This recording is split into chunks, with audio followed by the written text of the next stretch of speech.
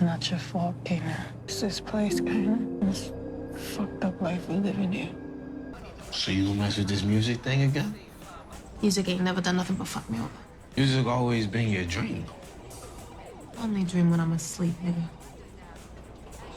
And I'm wide awake up in this motherfucker now.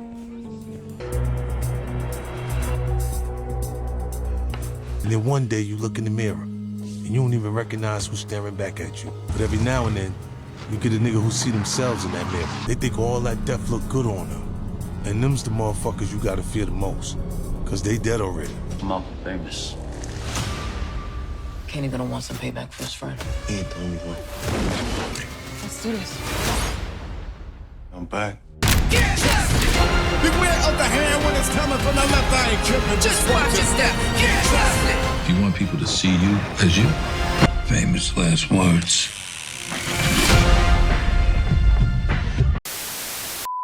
Welcome back, Top Notch Gang, to another video. We're now halfway through season 4 of Raising Kanan, but more importantly, we're 3.5 seasons into the show, and now we're finally seeing the jukebox that we saw from the original Power, the turning point of her entire life, where she's diving full on into the game as we've seen her get her first kill in episode 4, and we're all wondering what's next. We have so many teasers, clues, sneak peeks of pictures and everything showing her in the field getting active. So we're gonna talk about her next kills, her next moves, everything she's gonna do going forward, and how that might possibly coincide with Kyrstal and her disappearance. A lot of people are talking about her death and Rock's involvement, but I think Jukebox could possibly have a hand in it. I know a lot of people also mentioned her having a hand in killing Famous. We'll touch on that for a bit, but we're just gonna dive into everything Jukebox and her story from here on out, what we're gonna be seeing her do for the rest of season 4.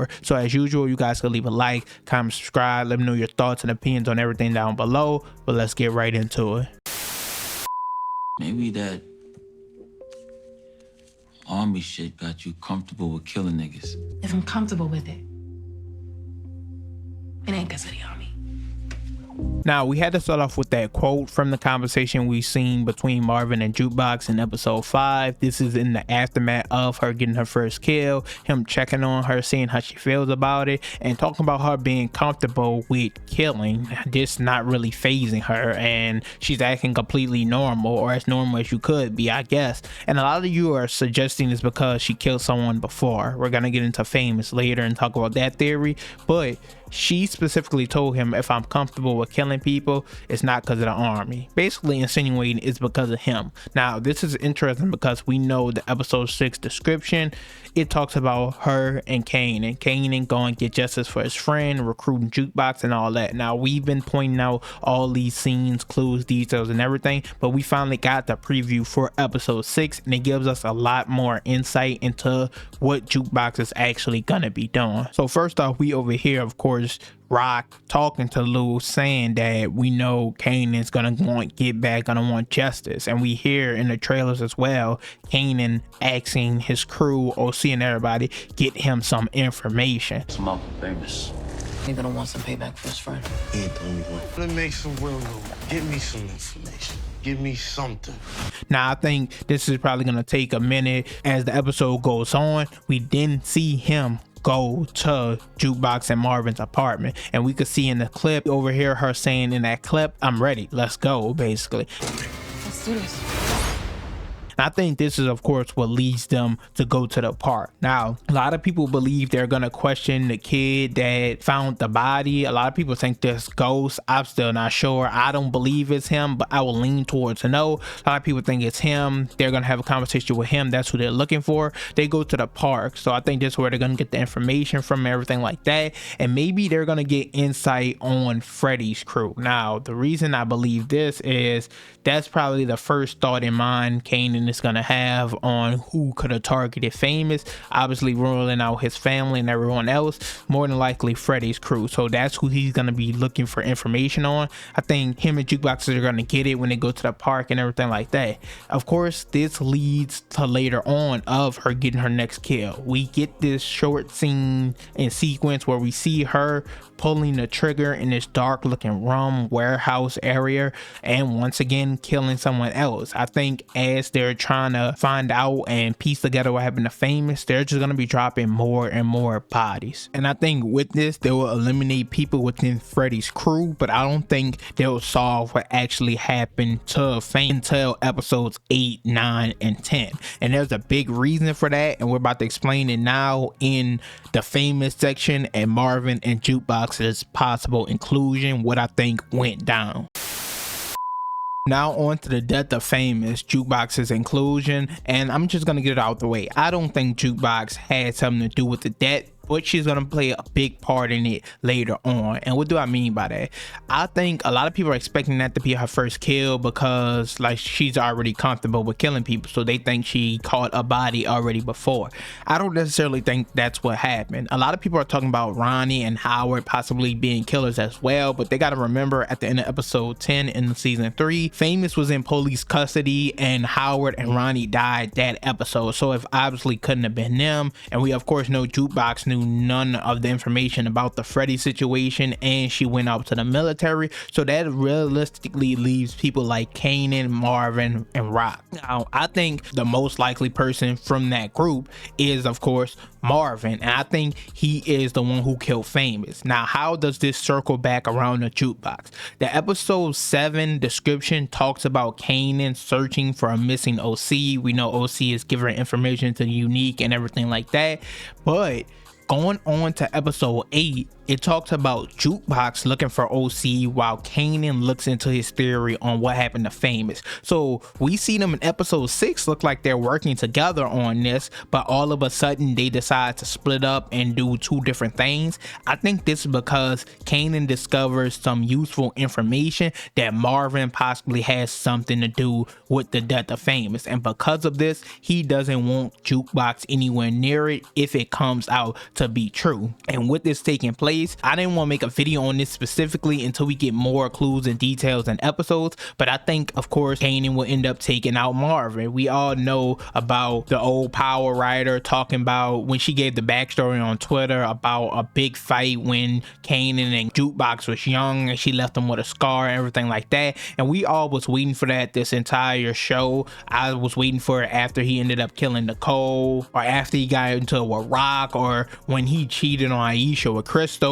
I thought there was all these different times they could have gotten to this fight, but if he goes behind her back and takes out Marvin for eliminating Famous, I think this is what could cause them to get into this gigantic fight. Now once again, I will be making a whole video on this soon, maybe in like 2 weeks, if I get more clues and details that show that this is true, but currently this is just my prediction and a working theory in my head, so I don't want to put it out just yet. But I don't think Jukebox killed Famous herself. I do think she will play a bigger part later. Right now she's just helping Kanan. They'll eventually split up, and if it comes out that Marvin of course ended up doing it, I think that's when shit is really gonna hit the fan. As the episode 10 description Give Me the Weight tells us, a devastated Kanan fiercely searches for answers and revenge. I think the truth will be revealed to him.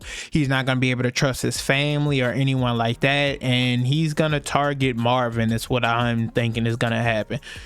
And I also think there's no way he isn't gonna believe Rock didn't have anything to do with this, because she did so much already. We seen her go behind his back and get D-Wiz taken out. The same with them eliminating Scrap because he thought he was snitching. Also, she took out Howard right in front of him, so she did so much damage to him that there's no way that he's not gonna believe she had a hand in what happened. And I don't think she actually will. I think she is gonna be trying to be better, but she's not going to be able to convince him that she didn't play a part in what went down.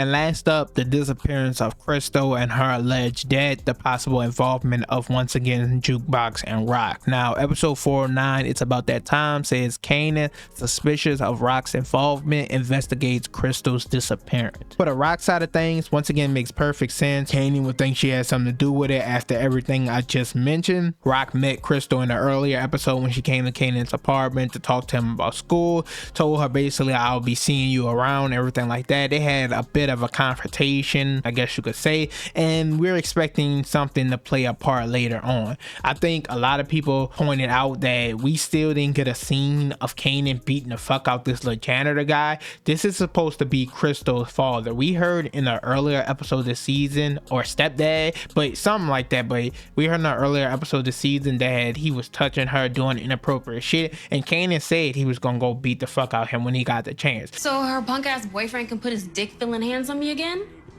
Nah, I ain't going back there. So when Kyrstal goes missing, I think he's going to be looking for answers in this situation as well. And that's why we see this scene that we saw. But also, once again, he's going to focus on Rock. She did things like this before, but I don't believe that takes Jukebox off the table. We know her and Kyrstal have a pretty messy relationship going all the way back to season 3. As we know, when they joined the girl group, Kyrstal was kind of stuck up a bit, like overconfident, arrogant, I guess you could say. Felt like she was the leader, she was the best of the group. That continued throughout the season. We also know she sent some girls to jump Jukebox, try to get her hurt. As I mentioned earlier in this video as well, we know she stole Kanan from Aisha. Jukebox is pissed about that. So it's just a lot of things that's been adding up over time that they didn't really have a good relationship with one another. We saw earlier in this season, Kanan actually made them have a conversation in his new apartment because he wants everything to work out. And it seemed like currently, okay, they cool, not necessarily on good terms, but it's not as much beef. I think problems will arise later on as Kyrstal gets more involved in Kanan's lifestyle and what he has going on.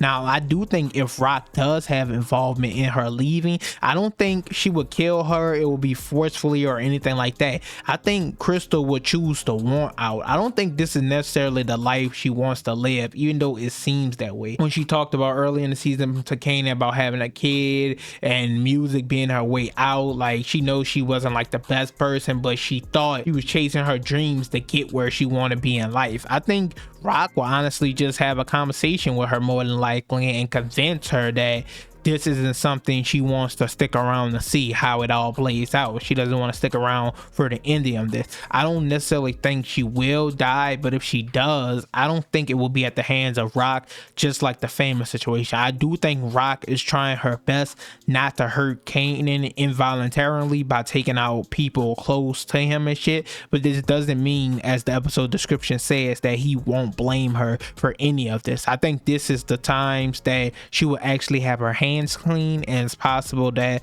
other people did it for her, got in the way, or she was just able to talk to her and convince her to leave.